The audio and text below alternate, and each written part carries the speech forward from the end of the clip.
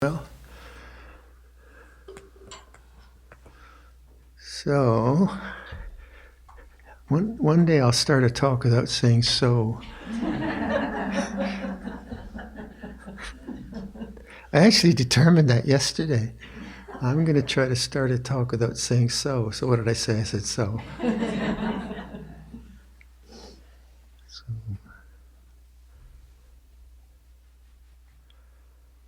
some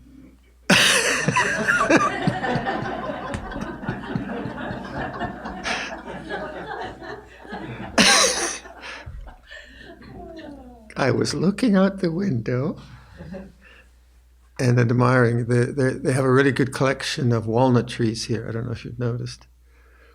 And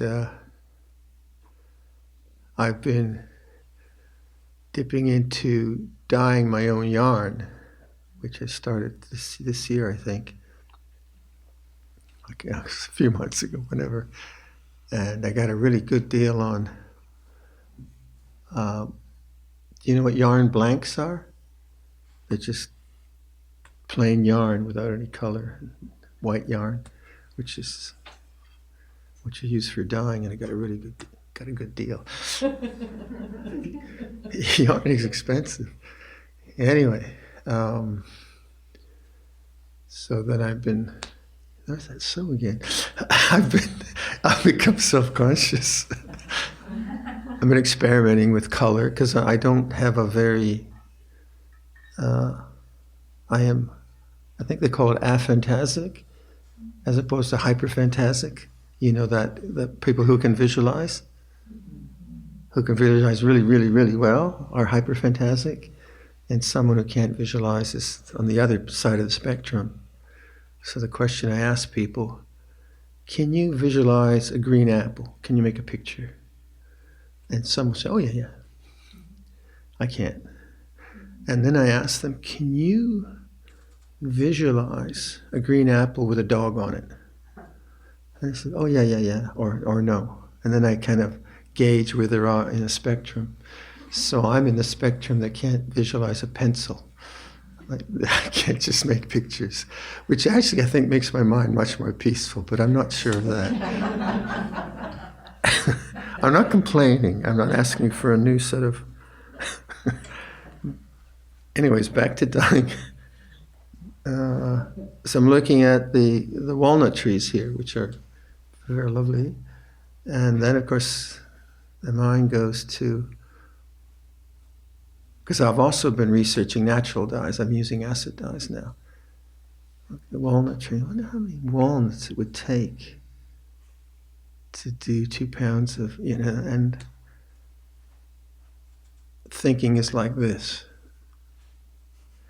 Creativity is like this.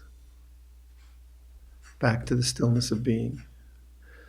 So Lompo Sumedho's suggestion, it's like this, is a return, for me, the way I interpret it, it's like this is a return to the stillness of being, which is not a rejection of that thinking process. That thinking process comes up naturally because that's what I've been involved in. But what's more important to me than acid dye or natural dyes is silence and the absolute, the unconditioned, the uncreated, the unoriginated. And especially on a retreat, we need to make emphasis on that. When you say it's like this, the moment after that is the important moment, isn't it? And there's the stillness of being. So what we're up against, if you're interested in that, is analysis, judgment, fantasizing, regretting, recollecting, all that thinking processes that go on. And none of it is wrong. It is all natural. But as long as our attention is drawn into that, then we're not available to this. Because there's only so much bandwidth. And if your bandwidth is taken up with...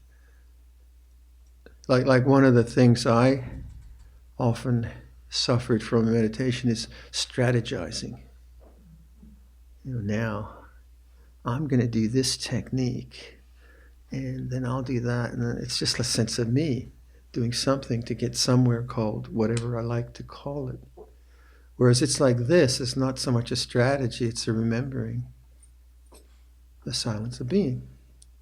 So then trusting in awareness, I think, for me, is that, yeah, that's enough. No more than that, that's enough, that's good, you're there. That kind of suggestion.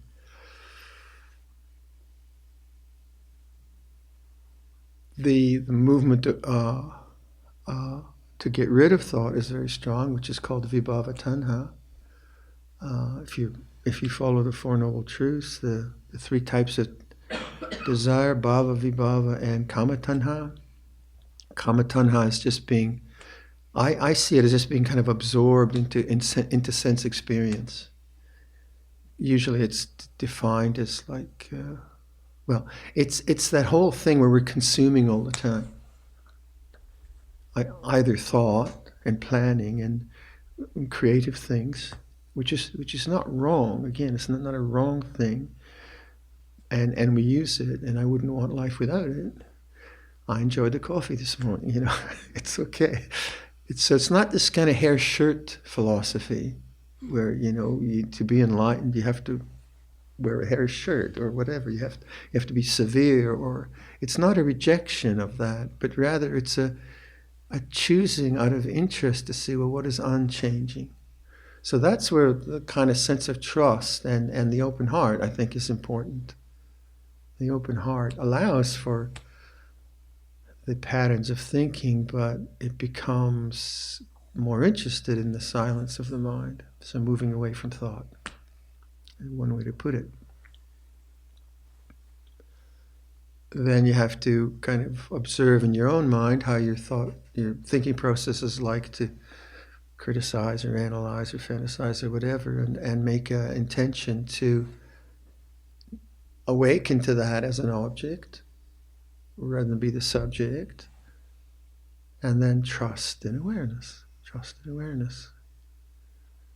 So say, like me trying to figure out something about ultimate reality, I do that too much.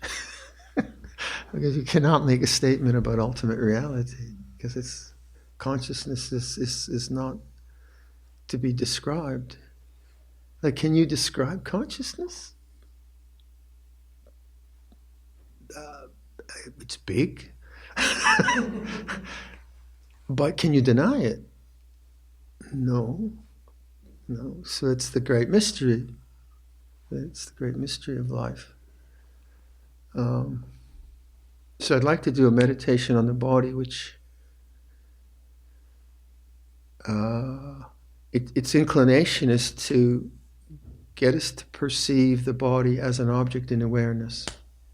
So the great philosophical question, I think they call it the hard question, I don't know, is consciousness in the body, or is the body in consciousness?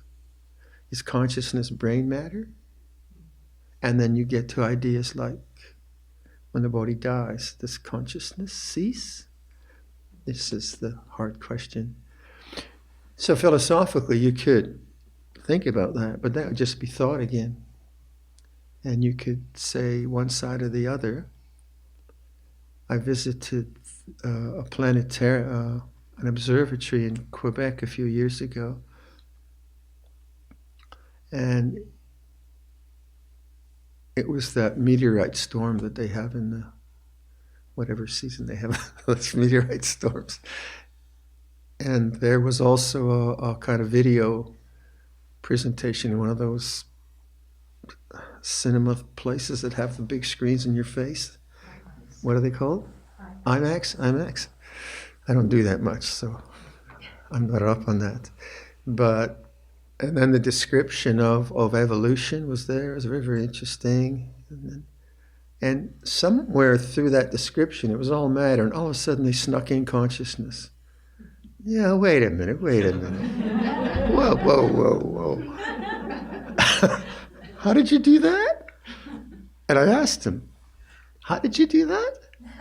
He said, well, it was an epiphenomenon of matter. Oh, cool word, but it wasn't an answer because he didn't know. He didn't really know. Now, this meditation it's not like it's an interesting question, and there's science now which kind of agrees with it or doesn't agree with it. But that level of contemplation maybe takes you to a different paradigm or model, but it's still thought. So this meditation is actually trying to get a sensitivity to that way of perceiving, that way of witnessing, where the body is seen as an object in awareness. And then obviously the thing to do is that is also true of our emotions, that our emotions are objects in awareness. It's also true of our whole sense of self. That I am this or that. I am an old man. True, on a kind of conventional level, but when I look at that, there is oldness, sure, and bodily sensations which are related to oldness, sure. But when I observe, I am an old man. Okay, is this consciousness? Yep. There's individuality. Yep. There is sensation. Yep. There is poor posture. Yep. And so on. But when I try to get that extra piece, the I, my mind goes blank. I cannot find a third piece. And that's the reality.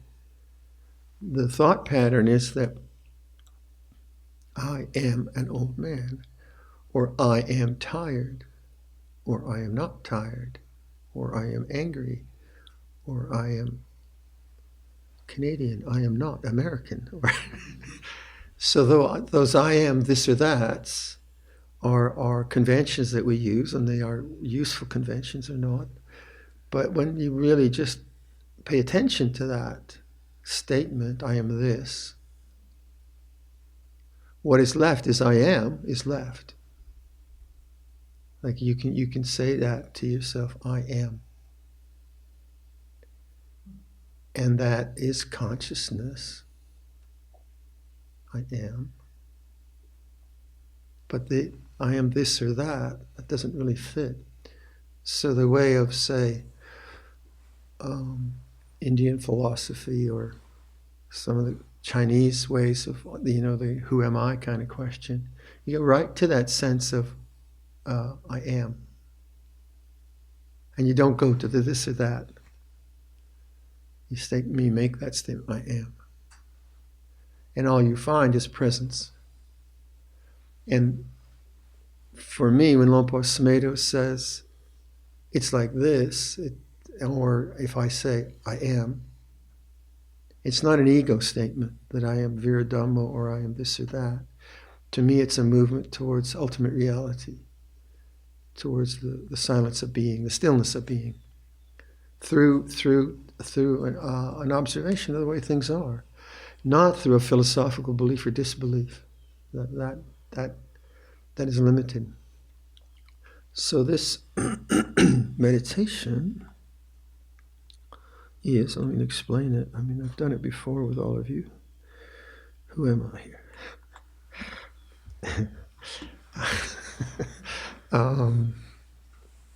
It's a body meditation, and the idea of this, and most of you have done this with me, I think, it's a body meditation that localizes attention on parts of the body, so the face, parts of the face. And the idea, the effort here is to localize attention and then allow the bodily sensations to come into consciousness. That's the principle. So the emphasis is more on the awareness rather than that particular body part, but the particular body part or area is a kind of localization of attention. So this is different than the body meditations where one is encouraged to feel the heat or feel the pain, where it's more emphasis on the bodily part, which is fine, but this is more allowing that part of the area of the body to become conscious, to come into consciousness.